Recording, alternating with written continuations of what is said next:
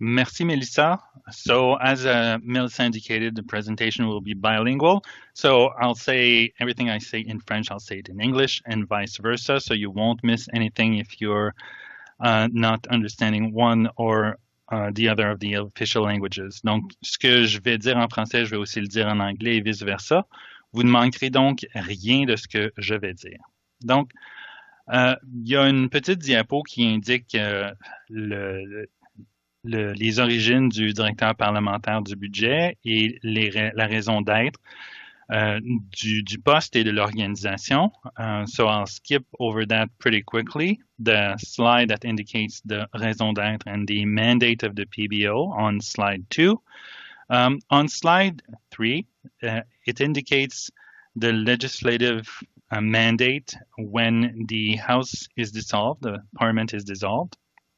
So it's indicated in the Parliament of Canada Act based on amendments adopted in 2017 that during the campaign period, I have to estimate the financial cost of any election campaign proposal that an authorized representative of a party is considering making.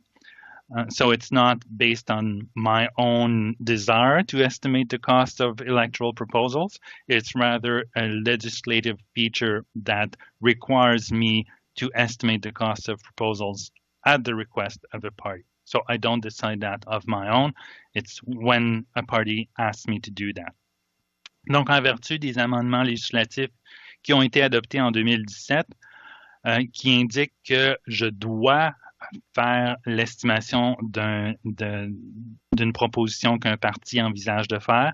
Donc, c'est pas discrétionnaire. Si un parti me demande d'estimer le coût d'une proposition qu'il envisage de faire pendant la campagne électorale, je dois l'estimer. C'est pas quelque chose que je fais de moi-même. Contrairement à ce que certains pourraient penser, je ne choisis pas de m'immiscer dans la campagne électorale. Au contraire, déjà assez d'acteurs et d'intervenants dans une campagne électorale, c'est quelque chose que je fais uniquement parce que la loi m'indique que je dois le faire. À la diapo numéro 4, on indique les principes de la prestation de services, donc de la prestation de ces services-là, d'estimation des coûts, des campagnes, des mesures proposées en campagne électorale. Donc, on est guidé par le principe d'équité. Donc, les ressources sont assez limitées, surtout si c'est une campagne électorale qui est assez courte. Donc, on s'assure d'attribuer nos ressources sur une base équitable, donc sensiblement les mêmes allocations au départ, du moins pour chacun des partis. Il y a une question de transparence, mais une question de transparence aussi qui est légèrement différente de ce qu'on voit normalement dans notre fonctionnement. Donc, les estimations qui sont publiées par le parti doivent être assez détaillées pour permettre à une personne raisonnablement informée de comprendre les principaux facteurs derrière les estimations de coûts. Mais en matière de transparence, on travaille, plutôt que de travailler pour les parlementaires, on travaille pour des partis politiques en campagne électorale. Donc, on ne publie que ce que les partis politiques nous autorisent à publier. Donc, ils peuvent nous demander d'estimer les coûts de mesure. S'ils ne les publient pas, on ne publiera jamais ces estimations de coûts-là. Donc, la transparence n'est pas tout à fait la même et c'est probablement peu dire, considérant ce qu'on fait habituellement. Il y a aussi une question de crédibilité. C'est un des principes directeurs, un des 3 principes directeurs. Donc, on va fournir uniquement aux partis politiques des estimations de coûts qu'on juge crédibles, donc des estimations de coûts qu'on peut défendre nous-mêmes. Donc, ça veut dire que les propositions doivent être suffisamment détaillées pour nous permettre d'en faire une analyse raisonnable. So the 3 main principles that will be guiding us throughout the electoral campaign, when it is triggered, either soon or by October 2023. Equity is the first guiding principle. So our limited resources will be allocated equally among all parties with representation in the House of Commons at the time of dissolution. Whether parties use these resources or not will determine whether we can provide more time to other parties. So for example, if one of the parties does not use our services, it means that there's more time for other parties, or we can cost more proposals from other parties. Transparency will be different than in our normal operations. So all the estimates that we publish will have sufficient details to allow an informed individual to understand what's at the core of our cost estimates.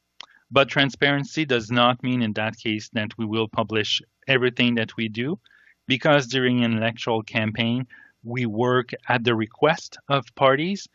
We have to get their green light to publish a cost estimate. They may well be asking us to cost proposals that they choose to never make public for various reasons. And in these cases, we will not publish or release the cost estimate of proposals that never get made public. We will also be ensuring that whatever we release is credible. So we will only provide political parties with estimates that we can stand behind, so that are credible. And for that means that all the political parties have to provide us with sufficient details on their proposals to allow us to prepare quantitative analysis and cost estimates. So on slide 4 is a bit of a visual about how things work. We have to get sufficient details, but the ideas all originate from the political parties. So we're not providing them with advice or guidance. All the ideas have to come from the political parties themselves. They submit their request with sufficient details, and then we work our magic and we provide them with the cost estimate. And once that commitment is made public, it is then released on our website. Donc, c'est une petite illustration pour indiquer que les partis politiques doivent eux-mêmes nous approcher avec les idées, leurs propositions. On ne fournit pas de conseils ou de guides ou quelque forme de conseil que ce soit en matière de développement des propositions. Ils doivent eux-mêmes nous fournir les propositions ainsi que les détails suffisants. Et une fois qu'on a ça, on peut procéder à l'estimation de coût. Une fois que la proposition est rendue publique et qu'on a fourni, on a été capable d'estimer le coût, on rend cette mesure-là, l'estimé de coût public. À la diapo 6, on indique qui peut faire des demandes en campagne électorale. Donc, c'est évidemment limité aux députés de la Chambre des communes. Ça va de soi, mais les sénateurs ne peuvent pas nous demander des estimations de coûts. Et il y a deux grands groupes qui peuvent nous faire des demandes. Donc, il y a les partis reconnus à la Chambre des communes. Généralement, c'est ceux qui ont 12 députés ou plus. Et pour l'instant, ça s'applique au Parti libéral, au Parti conservateur, au Bloc québécois et au NPD. Les indépendants ou ceux qui ne sont pas représentés ou ceux qui sont représentés par un parti qui n'est pas reconnu peuvent aussi nous fournir nous soumettre des demandes. Donc, ça inclut les députés des plus petits partis. On pense notamment au Parti vert et les députés indépendants. Donc, les députés indépendants n'ont pas traditionnellement tendance à soumettre des estimations de coûts. Et c'est pas encore arrivé, donc on s'attend pas à en recevoir, mais ils pourraient en théorie nous soumettre des estimations, des demandes d'estimation de coûts. So there are two big groups that can submit requests.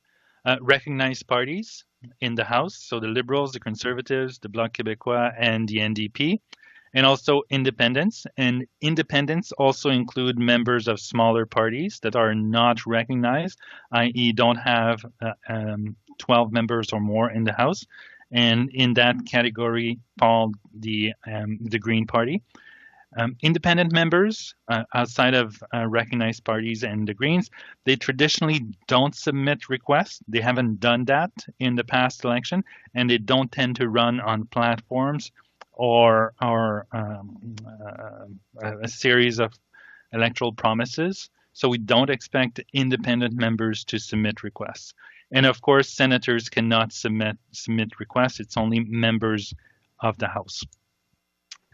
What will be costed? So one very important distinction to make is that we will be costing proposals. So we will not be costing platforms.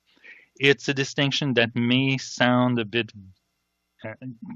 difficult to make, but platforms usually refer to the totality of proposals. So there are institutions or groups out there that assess the validity of platforms. We don't do that. We cost individual proposals, whether the ensemble makes sense from a fiscal perspective or not. We don't comment on that. We're not assessing the feasibility or even less the policy merits of proposals. So if you see that a party is making a claim or some stakeholders are making claims that we are endorsing a proposal, that will not be the case. We will not do that. We will just provide cost estimate. We're not in the business of providing advice, and we will stay away from that. And we can only cost proposals that are sufficiently detailed and specific, of course. So, for example, make the world a better place. Too vague, we won't cost that. Or increase enforcement. That's tax enforcement, for example. Too vague, we need more details. They obviously have to be legally and practically feasible. In 2019, that hasn't proved to be an issue. Within federal jurisdiction, that may sound obvious, but again, we will not cost something that's outside federal jurisdiction. We haven't had that kind of issue again in the 2019 electoral campaign. And will cost only something that's intended for a party's own platform.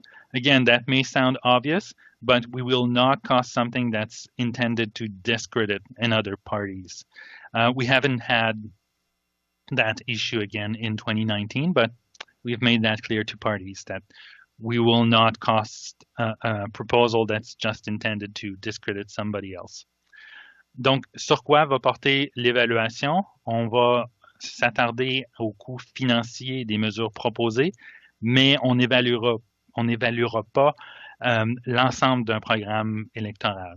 Ça peut sembler un peu du pareil au même, mais il y a des organismes qui s'attardent à estimer le coût de l'ensemble d'une plateforme électorale pour déterminer si elle est cohérente et si une plateforme électorale va donner le résultat que les partis prétendent obtenir. Nous, on va pas faire cette étape additionnelle-là parce que ça exigerait de porter un jugement sur la crédibilité de beaucoup d'autres éléments, autres que ceux qu'on va estimer. Donc, on va se contenter d'estimer le coût financier des mesures qui vont nous être soumises. On n'évaluera pas non plus la faisabilité ni la pertinence des mesures proposées. Donc, si vous voyez des affirmations qui disent que le DPB appuie une mesure ou ne l'appuie pas, ça va être erroné parce qu'on ne se prononcera pas sur le bien fondé de certaines mesures. On va évaluer uniquement les propositions qui sont suffisamment précises et détaillées pour qu'on puisse les estimer. On va aussi se contenter d'estimer les mesures qui sont réalisables d'un point de vue légal et pratique. Donc, si on dit améliorer la perception des impôts sans donner plus de détails, on va pas estimer les revenus qui vont être générés par une proposition vague comme celle-là. Uniquement de compétences fédérales, ça peut sembler évident, mais on a spécifié ça au parti, évidemment. Puis, les mesures qui sont uniquement destinées à faire partie du programme du parti qui fait la demande. Donc, on n'estimera pas le coût de mesure si l'objectif est de discréditer les propositions d'un autre parti. On n'a pas eu de problème avec l'ensemble de ces critères-là dans la campagne électorale de 2019, sauf peut-être pour les questions de précision et de détail, mais avec les discussions qu'on a eues avec les partis, ça s'est rétabli assez vite. Comment vont être gérées les demandes? C'est un point important. Ça va être traité en toute confidentialité. Donc, les partis politiques nous contactent de façon confidentielle, nous soumettent une demande qui est gardée confidentielle. Les autres partis, les médias, malheureusement, et le public ne seront pas informés des mesures qui nous sont soumises et les mesures qui sont proposées. Les analystes ne sauront pas de quel parti proviennent les demandes pour s'assurer qu'il y a le moins de fuites possible, qu'il n'y en a pas idéalement, mais qu'il n'y a pas de discussion, de spéculation. Et la publication va se faire uniquement une fois que le parti nous en donne l'autorisation et que la proposition est rendue publique. Et c'est là qu'on va publier notre estimation de coût sur notre site web. So requests will be managed confidentially. So proposals will not be shared with other parties, with the media, so sorry, or the public. PBO analysts who will be working on the cost estimates will not be informed of which party submits the request. They can probably infer or guess, but with many parties being able to submit requests, a guess will remain a guess. And we will only release publicly the cost estimate once a political party, the requester, gives us the green light and has made that request public. We have the capacity to engage with departments to seek help from them, be it data, methodologies, or ask them to cost the proposals themselves. We have not used that in the 2019 campaign, like the costing by department, but we had to request data. And I think we may have asked questions about methodological issues. In these cases, there are strict protocols, and it's in legislation that ministers are not to be informed of the assistance that's actually sought and provided. We correspond with deputy ministers if and when we need assistance from departments, and we share as few details as possible with departments, but we never indicate to them which party is making the request or on which specific request from which party we're working on. So we cannot disclose to parties if departments were involved or the nature of the assistance if we got assistance from departments. And even if a department provides us with a cost estimate, should we go to that extreme situation, we will reserve the right to modify the department's estimates in any way that we see fit, for example, to make it consistent with our own economic assumptions. La législation nous permet de demander l'assistance et l'aide des ministères et organismes du gouvernement, mais les ministres, dans ces cas-là, sont jamais informés de l'aide qui est fournie. Et l'aide fournie peut prendre la forme de données auxquelles on demande accès pour pouvoir estimer le coût de mesure. Ça peut aussi prendre la forme de questions sur la méthodologie ou les modèles économétriques qu'on utilise. Ça peut aller jusqu'à demander à un ministère ou à un organisme d'estimer le coût d'une mesure. Je ne crois pas qu'on a eu recours à cette partie-là. Donc, demander à un ministère d'estimer le coût d'une mesure dans la dernière campagne électorale, mais c'est une possibilité que la législation nous permet. Lorsqu'on demande l'aide des ministères, on communique on donne le moins de détails possible pour s'assurer que les ministères ne sachent pas, ou en tout cas aient le moins de détails possible qui leur permettrait de déterminer quelle partie nous a demandé d'estimer le coût. Donc, on s'assure de limiter l'information le plus possible. On ne dit pas non plus aux parties si on a dû faire appel à un ministère ou à une agence, puis de quelle nature a été l'assistance qui nous a été fournie par les ministères ou agences. Dans le cas où on demanderait à un ministère d'estimer le coût pour nous, on se réserve évidemment le droit de modifier l'estimation de coût pour s'assurer que cette estimation est conforme à nos hypothèses économiques et budgétaires. Le travail de notre bureau avec les médias pendant la campagne électorale va être évidemment limité. Donc, on va limiter nos interventions auprès des médias pour ne pas devenir un acteur dans la campagne électorale, au-delà de ce que la législation prévoit déjà. Donc, les estimations de coûts des propositions électorales. On se réserve le droit d'intervenir si jamais il y a des mésententes ou des mauvaises interprétations qui sont faites de nos estimations de coûts. Par exemple, si quelqu'un prétendait qu'on soutient un parti ou qu'on endosse une certaine mesure ou au contraire, qu'on la dénigre. Donc, on se réserve le droit d'intervenir pour corriger des interprétations erronées. Et pendant la campagne électorale, lorsqu'elle sera déclenchée, toutes les questions doivent être transmises à l'adresse officielle du DPB. On va répondre uniquement aux questions sur l'interprétation ou la méthodologie dans nos estimations de coûts, absolument pas sur quelle partie a soumis une demande, quelles sont les parties qui ont soumis des demandes. Et donc, on ne répondra pas à ces questions-là qui sont des questions confidentielles. Puis, on pourrait utiliser notre site web pour corriger toute erreur d'interprétation.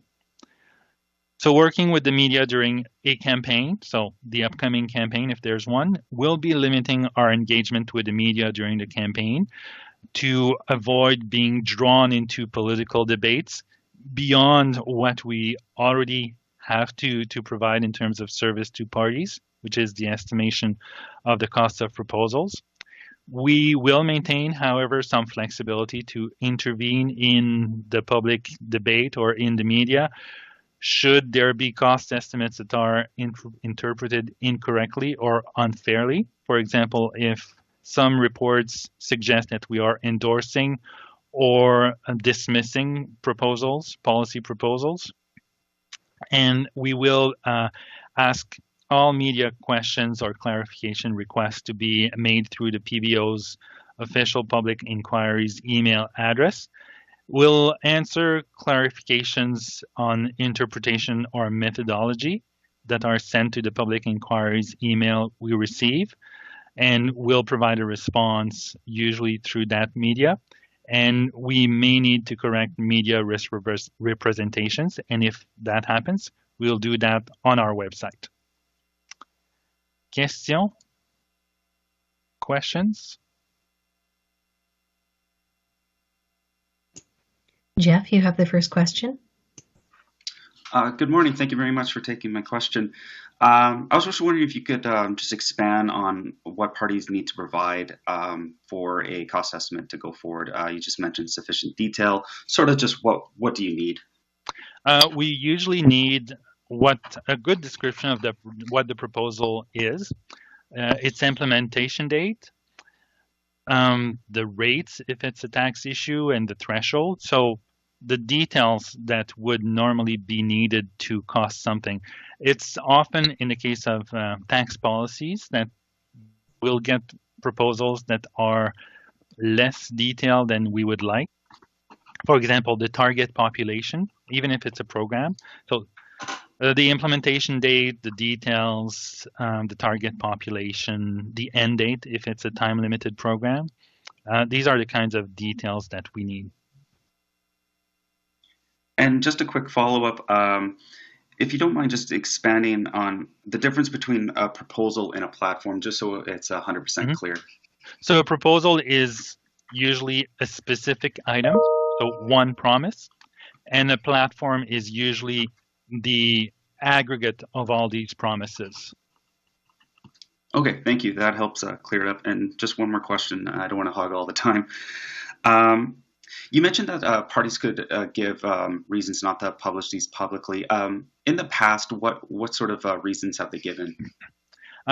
Very often they haven't given reasons, but when they have, it's either because the cost was too high or the revenue generating capacity of a measure was too low.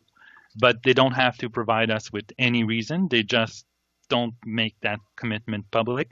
It could be political strategy, or it could be because they initially sent us requests from which they wanted to pick and choose, a bit like an all-you-can-eat buffet, but they had enough. They had a full plate already, so they didn't need all the proposals. So all that to say, I don't know. For the vast majority of the cost estimates that were not released, I don't know why they didn't make these commitments public. Thank you. You're welcome. Joel Denis.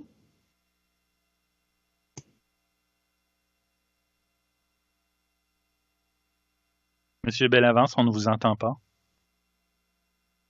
Voilà, j'avais oublié d'activer mon son. Est-ce que vous m'entendez maintenant? Très bien.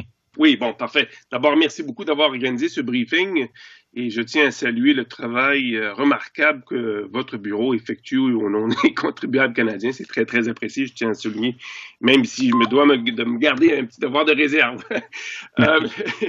Je voulais savoir, quelle est la période, est-ce qu'il y a une période précise stipulée dans la loi au cours de laquelle on peut demander à votre bureau, à votre équipe, d'évaluer une promesse électorale? Est-ce qu'il y a une période précise, là, bien, bien détaillée? Oui, il y a deux scénarios. Donc, il y a le premier scénario qui est des élections à date fixe. Dans un tel cas, c'est 120 jours avant la date prévue des élections. Donc, si on s'en tient aux prochaines élections à date fixe, qui seraient en octobre 2023, on pourrait commencer à recevoir des demandes à la fin du mois de juin. Dans un scénario où les élections sont en dehors du cycle d'élections à date fixe, les partis peuvent nous soumettre des demandes à compter de la journée où la Chambre est dissoute. Donc, dans le cas qui nous intéresse, ça serait la journée où le premier ministre va voir la gouverneure générale pour demander la dissolution de la Chambre. Très bien. En suivi, ça veut donc dire que vous n'avez pas reçu à ce jour aucune demande d'aucun parti politique en prévision de la campagne électorale.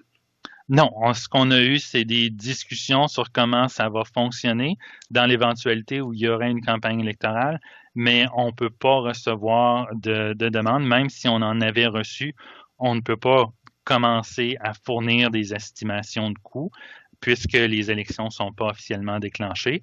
Ce qu'on peut faire, c'est se préparer, comme on fait aujourd'hui avec la discussion qu'on a avec vous, mais on ne peut pas commencer l'estimation de coûts en tant que telle. Ça veut donc dire que vous avez beaucoup moins de temps pour évaluer les promesses. Est-ce que votre équipe obtient de l'aide supplémentaire du gouvernement dans un cas où vous n'avez que 5 semaines essentiellement pour évaluer des promesses électorales? Est-ce que vous avez du renfort attendu pour pouvoir faire le travail qu'on va exiger de vous? On a déjà des protocoles en place avec certains ministères, donc le ministère des Finances qui est dans une position pour estimer la plupart des coûts des mesures électorales. On a aussi un protocole en place avec Emploi et Développement social. Donc, s'il y a des estimations de coûts qui touchent leur domaine de compétences, on peut avoir recours à leur aide. Et je crois qu'on en a un, qu'on va en avoir un bientôt avec le ministère de la Défense nationale. Mais on n'a pas d'aide autre que ce qui est prévu par la loi. Ce qu'on va plutôt faire, c'est qu'on a spécifié, on a mentionné aux partis politiques qu'avec une élection en dehors des élections à date fixe, la période étant plus courte, ça raccourcit évidemment, ça diminue le nombre de requêtes qu'on peut faire. Donc, on leur demande de nous envoyer les items qui sont de la plus haute priorité pour eux, pour s'assurer qu'on peut répondre, à leurs requêtes ou aux items qui sont les plus importants pour eux, mais on s'attend quand même à avoir un nombre important de demandes. Parfait. Conclusion, permettez-moi de poser une dernière question. Vous avez mené un tel exercice pour la première fois en 2019, c'est bien ça? Oui. Bon, est-ce que vous avez appris des choses et comment s'est déroulé l'exercice selon votre évaluation? On a appris qu'il y avait un grand besoin d'un tel service de la part des partis parce que beaucoup de partis n'ont pas cette capacité-là à l'interne d'estimer, en tout cas d'estimer plusieurs secteurs. Il y en a qui se spécialisent, qui sont très bons pour certains types de dépenses, mais pas aussi équipés dans d'autres. On a aussi appris qu'il y avait beaucoup de demandes, évidemment, qui n'ont jamais vu la lumière du jour. Donc, c'est un processus très dynamique. Les partis commencent l'exercice avec une certaine idée de ce qui va être dévoilé en campagne et les choses évoluent de façon telle que beaucoup de propositions ne voient jamais la lumière du jour. Donc, on a commencé l'élection avec un certain panier de mesures et les partis politiques finissent la campagne plutôt, avec plusieurs des mesures qu'ils n'ont jamais rendues publiques. Donc, dans le dernier exercice, on a estimé le coût de plus de 200 mesures et il y en a 115 qui ont été dévoilées par les partis politiques. Donc, ils ont laissé de côté environ un peu moins de la moitié des mesures. Donc, ça indique que la campagne électorale, c'est un processus très dynamique et que les partis politiques modifient leur approche au fur et à mesure que la campagne évolue, ce qui a été une révélation, une surprise pour moi. Et on a aussi appris que il y avait beaucoup d'intérêt pour un service comme le nôtre. Ça a été Ça a été très, très suivi en campagne électorale. Notre site web a été très, très visité, très sollicité. Donc, il semble y avoir un grand besoin pour des estimations non partisanes et professionnelles pour les propositions électorales. Dernière question, promis. Est-ce que ça a aussi contribué à éliminer les promesses frivoles? Comme vous avez mentionné tout à l'heure, on veut rendre la vie meilleure pour tout le monde. Ce genre de promesses-là, si vous voulez. Donc, est-ce que ça a permis d'écarter naturellement ce genre de promesses-là? Je peux pas vraiment commenter là-dessus parce que des promesses frivoles, ça dépend toujours de l'œil qui regarde ça. Donc, je vais vous laisser juger de ça. Parfait. Super. Merci beaucoup pour ces réponses. Merci. De rien. And Palak, I think we have time for one last question from you. Hi, can you hear me okay? Yeah. Hi, thanks. I just had a quick couple questions. So I'm looking through I think it's the principles that are referenced, and it's stated that the PPO only calls proposals that it deems credible. Can you provide sort of a tangible example of what that means, or maybe if there was a proposal in 2019 that didn't sort of meet that threshold? I'm curious what that exactly means, and whether that means something that maybe didn't take in the reality of something, or something where there merely wasn't enough information provided. Now, I can't really provide an example because I don't think we were provided with a cost estimate that was not, that didn't meet that criteria. But I can give you a short example. For example, if somebody wanted to say, we'll provide $1 million to every Canadian, we'd say, okay, are you sure you're going to do that? Or think of something that doesn't make much sense. We'll ban the F word. Can you cost that? I don't expect, these are extreme examples, but we need, we'd say, come on, be serious. We have to have something to work with. So your imagination is probably more fertile than mine. But we put that to ensure that we were not going to be placed or faced with requests that we scratch our heads for weeks and we find ways to make them costable. But parties have behaved and have not sent us frivolous requests or requests that are not credible. Gotcha. Okay, thank you. And my other question is just clarifying which entities can submit requests to the PPO. So I do have one question around when those requests can be made on a rolling basis, or sort of how the field is looking right now. But sort of the other coin of that is just clarifying or maybe confirming whether or not newly emerged parties, of which there might be a current independent MP, could also submit proposals. I don't know how that plays into the mandate here. So those that can submit requests are the Liberals, descending order of representation in the House, the Liberals, the Conservatives, the Bloc Québécois, and the NDP, because they are recognized parties with representation in the House. Then there are independent members. So those not affiliated with a recognized party, but we treat the Greens, because that applies to them, the Greens as a party. So we ask them to submit requests as a party, because the two MPs from the Greens could submit requests as independent. So we treat the Green as a party. We ask them to submit requests through one point of contact. And then independent members, Madame Wilson-Raybould is an example.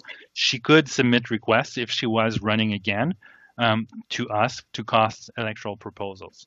But aside from those, parties cannot submit requests. So, for example, the People's Party, led by Monsieur Bernier, could submit requests last time around because they had representation in the House in the person of Monsieur Bernier, but he hasn't been elected, and there's nobody currently in the House that represents the People's Party, so they cannot submit requests to us for the upcoming campaign, unless one of the independents decides to become a representative of the People's Party. Okay, so for example, Derek Sloan could, as an independent MP, but he could then use that to sort of base the platform for the party that we don't know yet, but I think it's going to be called True North. So yes, he could do that. Okay, gotcha. Yeah. Thank you.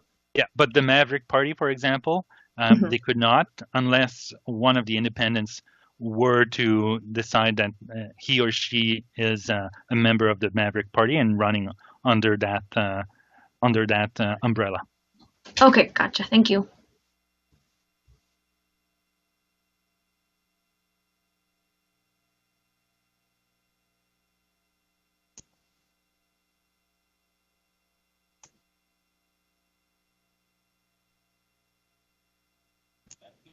So we're a little bit over time. I see, Jeff, you've got one last question. Do we have time now, or would you like to Okay, yes. So we'll go ahead, Jeff, with your question. Yeah, just one quick follow-up. So parties can submit requests as soon as the election period starts?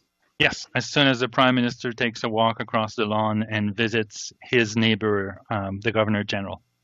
Great, thank you. You're welcome.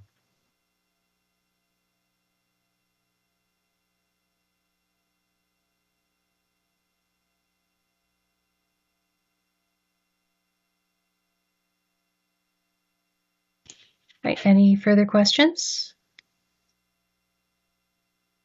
Et est-ce qu'il y a des autres questions? Et non, merci tout le monde pour avoir assisté à la séance d'information aujourd'hui. Si vous avez des autres questions, n'hésitez pas à contacter notre bureau. Thank you everyone for attending today's briefing session. If you have any further questions, please don't hesitate to contact our office. Merci beaucoup.